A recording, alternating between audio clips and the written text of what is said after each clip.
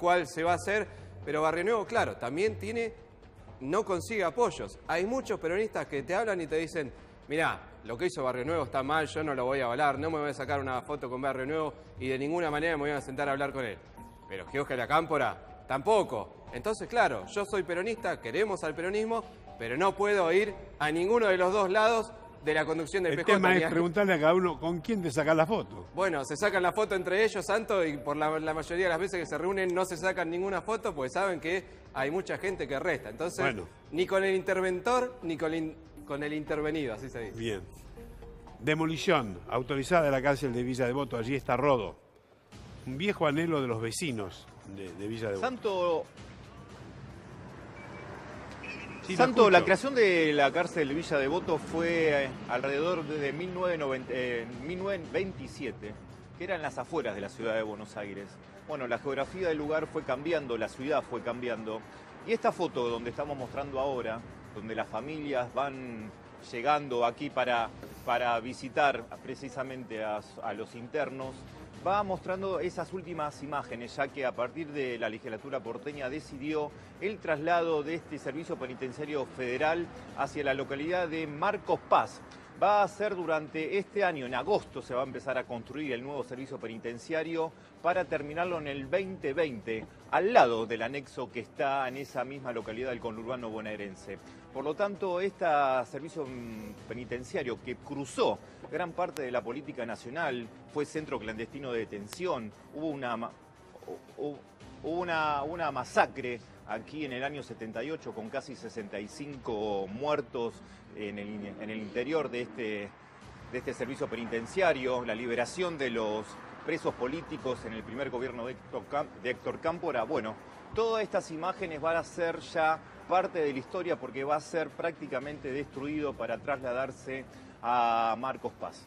Pero también habla a las claras de que va a tener un valor agregado todo lo que sea el vecindario, las casas que están alrededor, porque va a tomar, ¿sí?, una puesta en valor a partir de que aquí mismo se van a desarrollar, primero, espacios verdes, un 65%, y el otro 35% se van a desarrollar y se van a crear viviendas de alrededor de 5 pisos para arriba. Por lo tanto, eso va a ser clave para la valoración de aquí, de toda la zona de alrededores del Servicio Penitenciario Nacional. Pero vamos a hablar un poquito con la gente, que hay un negocio aquí al frente. A ver, vamos a hablar un minutito. Buenas, ¿cómo anda, jefe? ¿Bien? Para Crónica, ¿cómo anda? ¿Bien? Bueno, ¿hace cuánto que está usted en Villa Devoto acá? ¿De que nací? ¿Y cuándo nació? El 27 de julio de 1934. ¿Lo vio nacer esto, acá el Servicio Penitenciario Federal de la cárcel? No. Yo era chico. Soy de casi el 33. ¿Y vio todas las etapas? Sí. Un montón. ¿Y ahora se traslada? Sí, pero acá nosotros lo que contar, porque ahora hay un problema con ello. Claro. Sacar la cárcel, esto hay que desaparecer todo. ¿Y dónde vamos? ¿Y el valor agregado de las casas no toma otro valor, las viviendas alrededor? Pues, siguen luchando los viejos por el tema ese. Claro. Que había que sacar, qué sé yo, pero no hicieron más barullo ni nada. Había mucho barullo, mucho paro. Todo el amontonamiento, la sirena. Sí. Uy, bicho, cada escapada. Se convivía con eso prácticamente. Sí. Pero no molestaban para nada, no sé, los viejos querían que hacían ruido, qué sé yo, ¿viste? Ese fue el tema. Y muchas veces escuchó esto, ¿no? Del traslado y nunca se concretaba. Nunca. Hacemos en tiempo, gobierno, si gobierno, haciendo lo mismo. Sí, ya mañana venimos. Bueno, ahora sí, ahí con el firmado, que está firmado como decís vos, esto lo van a sacar. Y los vecinos un poco contentos también, ¿no? Porque se tranquilizaría un poco también la zona por estas sirenazos. Acá estoy acostumbrado, creo que es una indiada esto acá. Claro. Vos tenés que estar acá un día, ¿sabes qué? Claro. ¿Cómo convive usted todos estos años? ¿Cómo convivió? Acá hace 24 años que estamos. 24 años. ¿Sobreviviendo o viviendo? No, acá viviendo. Porque por eso lo dele. Y ahora dice que van a hacer un espacio verde y viviendas. ¿Le parece bien eso? Son 8 manzanas. Claro. Y la Madrid desaparece. ¿El club? Claro, porque el club es de Devoto, la vida de Devoto. Carcelero. Claro, y lo que pasa es que lo hicieron en las casitas, y hacía toda la mierda. Si no gasta toda la vuelta, pues Desaguadero, Nogoyá y Bermúdez. Sí, va a quedar monstruoso. Pero hoy... Bueno, parece que va a ser para mejor entonces. Y no creo, no laburo más, yo hace 20 años que estoy jubilado, ella está jubilada, ya está con la miseria que ganó, pues vamos. Hola, hola. Me decía, a ver, voy a hablar un poquito con la señora. No, pero me decía que había acá antes, como era el campo esto. Sí, era campo. Era mira. campo. Había horno de ladrillo, había una quinta inmensa, grande, de don Badaraco. Ajá. Y bueno, íbamos a comprar la verdurita fresca todos los días. ¿Cómo cambió entonces? Y cambió mucho, sí. Pasaban las vacas acá. Las vacas. Acá pasaban de General Paz, de Rosario, General Paz, venían Bermuda hasta allá, hasta el bajo, y después entraban al matadero. Y acá se venía la manada de gansos. 5 minutos pasaron de las 8:30 de la mañana y nos vamos a los títulos, lo que tenés que saber para este santo día.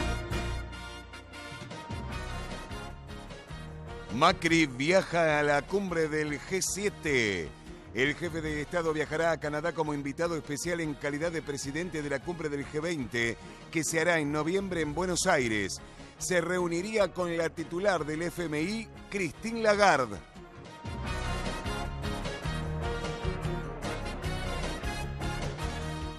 Metrodelegados suspendieron las protestas. Los trabajadores descartaron las medidas de fuerza que iban a implementar en las líneas B y D tras el fallo judicial que ordenó reabrir las paritarias. Hugo Tognoli absuelto. El ex jefe de la policía de Santa Fe estaba preso desde hace 6 años, acusado de encubrir a narcotraficantes. Recuperó inmediatamente la libertad. Chau Mundial, grave lesión de Manuel Lanzini. El volante del West Ham y la selección se rompió los ligamentos cruzados de la rodilla derecha. Quedará desafectado de Rusia.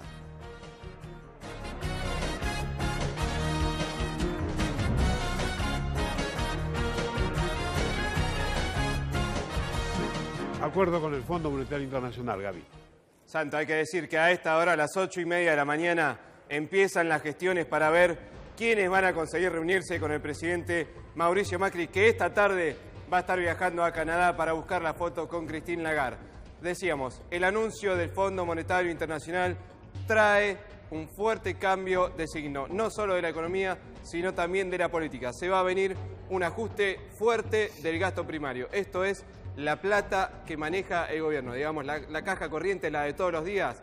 Va a haber un achique en la obra pública, esto implica menos trabajo para todos, y va a haber también un ajuste sobre los jubilados. Pese a eso, el gobierno dice que tanto las asignaciones universales, la asignación universal por hijo principalmente, como las jubilaciones van a crecer en términos reales, que ese es el acuerdo con el fondo.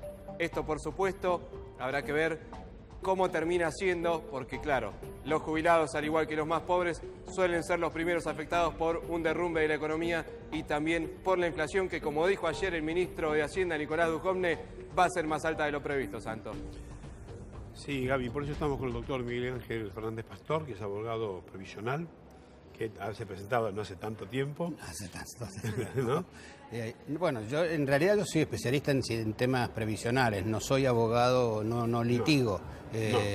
Piensa. Pienso. Y como pensó, presentó un recurso porque que la justicia dijo tiene razón. Efectivamente, que la justicia dijo que tenía razón. En realidad yo presenté 2 amparos, uno contra el Fondo de Garantía de Sustentabilidad, que está en trámite y con próxima resolución, y presenté este amparo contra la Ley de Movilidad, que se votó con tanto escándalo, exacto, en diciembre. Pero que la justicia ha determinado, la Cámara, que es anticonstitucional. Efectivamente. En realidad la justicia determinó que el artículo 2, que es el que dice la retroactividad de la aplicación de la nueva fórmula, es inconstitucional. Pero también dice una cosa que es muy importante y de la cual probablemente se hable poco, es que si bien en la fórmula en sí misma o la nueva fórmula se sabe que los jubilados van a perder, no es tiempo todavía para determinar cuál es la cuantía que pierden y que por lo tanto por ahora lo deja en suspenso y que cuando se produzca lo que jurídicamente... Habrá otro fallo. Habrá otro fallo. Eso es lo que dice la Cámara. Sí, que yo me tengo que presentar nuevamente, Tiene que por ser, supuesto, obvio. obviamente. Claro. Y respecto de... Pero digamos que no hay mucho antecedente. No hay. No hay mucho antecedente. No, y yo creo que es muy importante, en mi opinión, es de alta trascendencia, sobre todo con lo que pasa, lo que está pasando en este momento con el Fondo Monetario Internacional. Todos los ajustes del Fondo Monetario Internacional van contra los fondos de la Seguridad Social, que es el 60% del presupuesto nacional. Si alguien quiere acortar, va hacia allí. Y me parece que esto, en sintonía con eso, le dice, ojo, que se puede cortar siempre y cuando no se viole la ley. ¿Y cuáles van a ser especialmente las incidencias que va a tener el acuerdo con el fondo en el jubilado? Y en el jubilado, mira, en Grecia hubo 13 recortes jubilatorios que disminuyeron la jubilación en el 40%. Así que... Pero yo también, que por primera vez se vieron las manifestaciones que se vieron en Atenas y en otras ciudades. Efectivamente. Es decir, va desde el sentido común. Si el 60% del presupuesto nacional es seguridad social y el gobierno tiene que recortar gastos, el primer lugar donde va a ir a recortar es allí, porque es donde más plata tiene. Gaby, ¿qué hace una pregunta? En ese sentido, Santo, decir que ya hay dos proyectos que el gobierno está tratando respecto de los pedidos del FMI. La reforma laboral, que fue uno de los principales pedidos de ayer de la CGT, decirle basta de esta reforma laboral que achica derechos de los trabajadores, y también la reforma de la ley previsional. Hay una comisión técnica que ya se convocó, hay un plazo máximo de 1 año, y ayer el gobierno dijo, vamos a acelerar con esto porque para achicar el déficit fiscal, como bien decía el doctor, lo principal es achicar el gasto en jubilaciones. Se está hablando de las jubilaciones de privilegio como un punto principal, pero todavía no se sabe bien la letra fina y va a haber ajustes sobre los jubilados, Santo, porque es uno de los pedidos del FMI. Sí, lo de las jubilaciones de privilegio es una cortina de humo de las tantas que tenemos porque no significan en términos económicos ningún número trascendente. No, perdón. Lo que pasa es que las jubilaciones de privilegio, claro, lo que son de privilegio, duelen en el alma, claro, no solo duelen. Sí, la de los jueces y los del servicio exterior duelen en el alma. Otra cosa cuando mezclan y meten ahí los servicios diferenciales, es como especiales. Uno, el dedo meñique dice, me duele. A mí me duele en el alma pero duele. A mí me duele en el alma y me parece que es una cosa aberrante con la solidaridad. No es tan difícil solucionar. Es una decisión es aberrante política. Con la solidaridad, sobre todo, que generalmente los regímenes de privilegio son los más cercanos al poder. No son de privilegio. Los que no son de privilegio, esos, primero, no afectan económicamente en gran forma y sí afectan muchísimo a mucha gente. Digo, cuando están hablando de esto de jubilaciones de privilegio, están hablando de los recolectores de residuos, están hablando de los mineros, están hablando de las personas que trabajan en los altos hornos. Pero no tienen nada que ver con privilegio. Bueno, pero cuando el presidente involucra todo, involucra todo. Vamos a decir, las jubilaciones de privilegio son concretamente la que jueces tienen y servicio exterior. Y también los legisladores. No existen más. No existen más. No existen más, ya hace mucho tiempo que no existen más. Nacionales. Los provinciales. Nacionales no existen más. Efectivamente. No, nacionales. Los provinciales ya existen muy poquitos. Pero todavía existen. Bueno, está bien. A mí me parece bien que vayan contra eso. No tengo nada que defender ahí. Claro. Sí tengo muchísimo para defender en los regímenes especiales, en los diferenciales, en el régimen docente, me parece que no es lo mismo, no es lo mismo. Efectivamente. Los científicos, ¿cómo no van a tener un régimen especial? Sí. Santo, el doctor Fernández Pastor mencionaba a los docentes como régimen especial de jubilaciones. Parte de la discusión de los docentes bonaerenses, que lo repetimos la semana que viene, van a anunciar un paro de 48 horas, es porque el aumento que hasta ahora dio la provincia, este aumento a cuenta de un acuerdo paritario que se va a firmar, no impacta sobre el bolsillo de los jubilados. Es decir, los docentes bonaerenses que se jubilaron no están recibiendo este porcentaje de aumento que la provincia le va pagando por propia decisión a los docentes. Ese es el ajuste. Digo, y para que la gente tome noción de lo que es el ajuste, ¿no? En lo que va de los 2 años y medio de gobierno actual, la inflación superó el 100%, esto es público y notorio, todos lo sabemos, y los incrementos que tuvieron los jubilados fue el 78%, es decir, hubo un 22% que se perdió. No cubrió. Pero además de eso, está lo que se conoce como los ingresos indirectos, que son los famosos subsidios a los servicios públicos. Que eso, en la canasta de un jubilado, originariamente hasta 2015 significaba el 6% del salario y hoy significa el 23%. Entonces agréguele al 22 el 17% que perdieron. En el crecimiento de los medicamentos que no le dan el PAMI, los jubilados han perdido ya arriba del 40%. Si vienen por otro 40%, no sé qué es lo que queda, ¿no? Si usted lo ve, una situación crítica. Crítica, sobre todo crítica en función de lo que está pasando con el Fondo Monetario Internacional. En mi modesta interpretación, esto sería necesario que el pueblo conozca cuál es el alcance de esta discusión y que esta discusión se diera en el Parlamento, amplia, abierta, porque en definitiva esto se tiene que transformar en leyes. Si van a ir por los fondos de los jubilados, que lo sepamos todos, por lo menos. Y esto en cuanto el acuerdo con el Fondo Monetario, ¿cuándo se va a ver reflejado en el bolsillo del jubilado? Ya se está viendo, obviamente, pero en sí. El bolsillo del jubilado se va enflaqueciendo cada vez más. Lo único que va a hacer esto va a ser profundizar ese ajuste. Por eso no se dan a conocer esas cláusulas que son, en verdad, lo que afecta al hombre y a la mujer del común. Y sobre todo a los sectores más vulnerables. Porque además quiero aclarar esto, cuando estamos hablando de esto, no hablamos jubilados y pensionados, Santos, hablamos de pensiones para los discapacitados, madres de 7 o más hijos, las personas los sectores más vulnerables, la asignación universal por hijo, las asignaciones universales, afecta a 17 millones de personas. Es decir, un tercio de la población argentina está afectada por esta situación. La masa está mayor acá, 60%. Sí. ¿Y el otro 40%? Y el otro 40% no lo sé porque no soy un especialista en términos económicos. Yo soy abogado, no soy un especialista en términos económicos. Lo que sí sé que algún día habría que mirar la caja al revés. En vez de ver cómo se gasta menos, ver cómo se hace ingresar más. Que probablemente eso sea mucho más positivo. Ahora, como hacemos cualquiera de nosotros en nuestra casa. Tratamos de ganar más para poder mantener el ritmo de vida. Usted no litiga. Yo no. Ahora, en verdad lo que se puede también prever es otro aluvión por supuesto, de demandas. Es más, yo creo que en el caso del amparo que yo presenté, es necesario que haya ese aluvión. ¿Por qué es necesario que haya ese aluvión? Porque, como dije, hay 17 millones de personas con capacidad de reclamar. Si las personas reclaman, esto va a obligar inevitablemente a tener una decisión política y otorgar el aumento que corresponde. Porque el problema es que la inmensa mayoría de esta gente no sabe que tiene derecho. Y si sabe que tiene derecho, no tiene forma de litigar, porque no es abogado como en mi caso, o no está en condiciones, o tiene un tribunal lejos. La mansadora. Y la mansadora. Que tiene que pasar, que entonces, derrumba cualquier interés. Aquellos que pueden o que podemos, tenemos que hacer el reclamo para que en definitiva se beneficien aquellos que no tienen la justicia lo suficientemente cerca para hacerlo. Uno siempre escuchó, ¿no? Sí. Si uno presta atención, escuchó siempre, bueno, el gobierno no va a apelar más. En verdad, todos los gobiernos apelaron. Todos los gobiernos apelaron. Sí.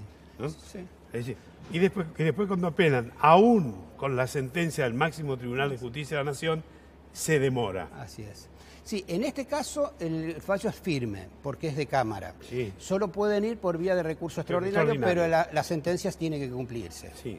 En 30 días, como dice el juez. Sí. Y después, bueno, el recurso extraordinario resolverá y retrotraerá o no la situación para atrás. Pero digamos que esto lo tienen que cumplir. Lo tienen que cumplir. Pero igualmente vamos a anotar la fecha para ver si lo cumple. No, yo cuando me preguntaban digo, seguramente ANSES no la va a cumplir y seguramente yo voy a ejecutar la sentencia.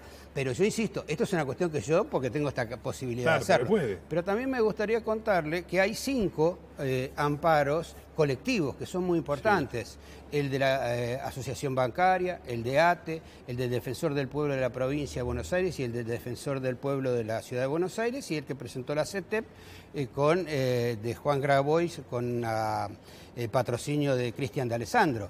Esos 5, si se resolvieran, y a quienes favorece mucho este fallo, si se resolvieran esos 5 como son amparos colectivos, seguramente sí beneficiarían al conjunto de la población. Y sería muy bueno que eso ocurriera. Sí, Gaby. Sí, quería preguntarle al doctor precisamente por este punto. ¿Qué posibilidad hay de que el resto de los fallos vayan en línea con este de la Cámara y terminen avalando esta postura que consiguió usted? Yo creo que muchas. Honestamente, creo que existen muy buenas posibilidades. Creo que hay una buena justicia de la seguridad social, como en todos lados hay de los buenos y de los otros. En todas las casas. En todas las casas, pero en general yo creo que en este aspecto que fue tan contundente, porque cualquiera que recuerde, en el momento que se votaba la ley esta, lo decía Sapsay, que nadie puede imaginar que Sapsay quería favorecer a la oposición ni cosa por el estilo, decía, esto es inconstitucional, no lo discutan, lo sabíamos todos que era inconstitucional. Yo tuve oportunidad de decirlo en el plenario de las comisiones del Parlamento, esto es inconstitucional, y lo único que hice fue me presenté y la justicia no tuvo más remedio que dar. El doctor Sapsay es un enorme conocedor del derecho constitucional. Pero por supuesto. Que esto no lo es muy difícil que se equivoque. No, y muy difícil que diga algo que corra riesgo de equivocarse, que es más importante. Un minuto, por favor. Sí. Último momento.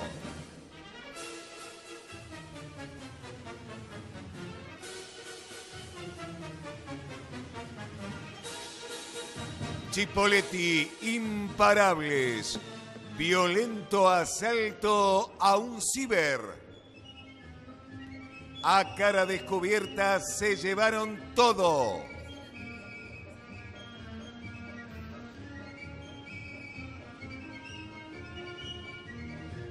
Ahí vemos las imágenes de este ciber. Miren ustedes. Las dos personas que están allí. Imágenes impactantes. Usted sabe que ingresan cuando el lugar está cerrado y esto queda registrado en las cámaras de seguridad. Santos, se cree que las dos personas que ingresan eran menores de edad. Obviamente estas cámaras de seguridad son incorporadas a la justicia para poder reconocer a estos dos delincuentes. Se roban el botín que encuentran de dinero en efectivo, estamos hablando de unos 3.000 pesos aproximadamente. Y las cámaras de seguridad registran absolutamente todo. Estamos hablando de un ciber que está ubicado en Elordi 9 de julio, esto es en la provincia de Neuquén. Se llevaron no solamente el dinero de la recaudación, sino también teléfonos celulares. Todo pudo quedar registrado en las distintas cámaras de seguridad del local. Finalmente... Ahí se da cuenta que hay una cámara y se pone la capucha. Se pone la capucha, claro, porque entran tranquilos, porque entran a cara descubierta, porque aparentemente no tienen ningún recaudo en cuanto a las cámaras de seguridad que había en el interior del local, pero reiteramos, dos delincuentes son los que ingresan, esto queda registrado en las cámaras de seguridad. Lo que roban son teléfonos celulares, el dinero que había en la caja, estamos hablando de todo el dinero en efectivo de la recaudación. Los delincuentes comienzan a recorrer con una tranquilidad terrible el local. Claro, porque ¿qué es lo que pasa? En un momento, la empleada va a llamar. Va a buscar ayuda. Ese es el momento en el que los delincuentes escapan del lugar. Cuando entraron, yo estaba arriba, estaba haciendo un trabajo, ellos creían que no había absolutamente nadie. Los pude ver, no los detuve, pero cuando se descuidan, ella se retira del lugar para buscar de manera urgente ayuda. Que son los que salen corriendo. Exactamente. La empleada sale corriendo, pide ayuda y es el momento en el que los delincuentes huyen del lugar. Esto es lo que habían manifestado por intermedio de, obviamente, la presentación, la declaración, la denuncia que tiene que hacer no solamente la empleada, sino también el dueño de este ciber que tiene venta también de distintos artículos tecnológicos, teléfonos celulares, algunos agregados, que los delincuentes ingresan pensando que no había absolutamente nadie en el lugar y que iban a aprovechar que estuviera cerrado. Bueno, esto no ocurrió, la empleada se encontraba en el primer piso, estaba siendo cauta, con mucha cautela. Es que finalmente en el momento en que ellos se descuidan, ahora seguramente lo vamos a ver nuevamente, escapa rápidamente del local para pedir ayuda y también es el mismo momento en el que los delincuentes escapan. Menores de edad, decíamos, Santo, esto obviamente va a quedar asentado para poder buscar y reconocer a estos delincuentes por intermedio del identikit. Pero la verdad es que si son menores de edad... Entran por una puerta y salen por la otra. Van a demorar más en realizar la denuncia que el tiempo en que los venga a buscar el padre y los retiren de la comisaría. Decíamos, la provincia de Neuquén. Estos delincuentes quedaron registrados en la cámara de seguridad.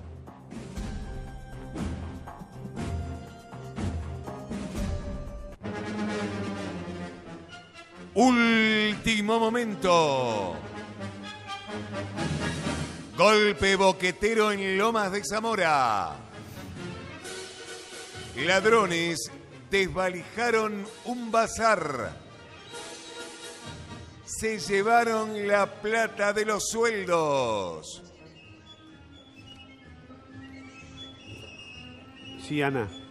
Nuevamente las cámaras de seguridad, quizás uno de los elementos más importantes en cuanto a las presentaciones, los reconocimientos. Atención a esto, porque se fueron con un motín muy grande estos delincuentes y aparentemente, Santo, Sí. era dinero para pagar empleados. ¿Cómo se Por dice lo esto? tanto, sabía, claro, Una entrega, hubo un está vendido. entregador. Claro. Por supuesto, tiene que haber existido algún tipo de dato para que estos delincuentes supieran el momento exacto en el que había una suma importante de dinero, que esa suma de dinero estaba en efectivo, estaba en el lugar, sabían dónde ir a buscarlo. Nosotros lo que estamos viendo es una cámara del estilo infrarroja, que los delincuentes ingresan y comienzan a revisar absolutamente todo. Pero quien tiene todos los datos, porque está trabajando en el lugar, es Marcelo Mucci. Sí, Marcelo. Exactamente, aquí estamos ubicados en Lomas de Zamora, en el centro de Lomas de Zamora, a muy pocos metros de la estación del ferrocarril. Ustedes están viendo un boquete. Ese boquete es de una pared de las antiguas, de un ancho prácticamente del doble de las paredes que hoy se pueden ver en cualquier construcción convencional. De 30. En la madrugada de hoy, exactamente, una pared de 30, de las viejas incluso a base de barro, ¿no? Por eso ahora nos va a explicar Guillermo, que es el propietario aquí del lugar, esto ha ayudado, esta construcción antigua, a lo que vamos a contar. Una persona, y decimos una persona porque las cámaras están reflejando a una persona. No se descarta que pueda haber una segunda u otros que hayan colaborado con esa única persona. Con una barreta que todavía está del otro lado y con una masa comenzó a martillar e hizo justamente este boquete. Así ustedes están viendo la barreta con la que con una masa empujó para poder hacer este tamaño agujero. Agujero que, si bien es grande, de cualquier manera una persona bastante pequeña debe pasar, bastante flaca, digo, porque tampoco es muy ancha, y esa persona ingresó. El dato que aquí, digamos, llama la atención a las personas que están aquí trabajando, es que el hombre pasa por este mismo lugar y hacia la derecha de la imagen, arrodillado, comienza a hacerlo hasta llegar exactamente al mostrador, que está ubicado aquí a algunos metros. Y en ese mostrador está la caja registradora. ¿Qué había en la caja registradora? Una importante suma de dinero. ¿Para qué? Porque en coincidencia con este día se iban a pagar los sueldos y el alquiler, es decir, la franquicia para poder tener este lugar. Por eso es que nosotros estamos aquí con Guillermo, que es justamente el encargado del lugar. Estiman que pudo haber sido alguna persona que, entre otras cosas, sabía de estos movimientos económicos. Digo, Guillermo, buen día, gracias por atendernos. Hola, buen día. Quien robó, quien ingresó, sabía que acá había dinero, no sé si para pagar sueldos, pero que sí había una importante suma de dinero. Sí, por cómo se dieron los acontecimientos, o sea, se piensa que pudo haber sido eso. Indudablemente fueron al lugar exacto, entraron y sabían que estaba el sensor, por eso más que seguramente entraron así agazapados. Y bueno, y la verdad que en tantos años es la primera vez que nos pasa una cosa así. Y bueno, y son las cosas que están pasando todos los días, ¿no? Guillermo. Yo ahora los voy a dejar en diálogo con Guillermo, ahí está saludando a los santos y Señor Guillermo, hola. Buenos días, señor Guillermo. Mucho Hola, dato. buenos días, ¿cómo le va? Bien, digo, mucho dato para que alguien al voleo no va ahí a hacer eso, ¿no? Demasiados datos. ¿Por dónde se entraba, que había dinero? No, exactamente, imagínese que no todo el mundo anda con una barreta, con una masa y hace un agujero en una pared, como decía acá el periodista, de las de antes, gruesas y nada. O sea, que sabía bien a dónde iba y qué es lo que quería. lo que pasa a uno en estos Eso es lo momentos, ¿no? que ¿Quién fue? más o menos. ¿No? Eso uno se lo pregunta. ¿Quién fue el que me traicionó? Y bueno, vio en estos momentos uno a veces con lo que cuesta encima, por cómo está la situación y todo.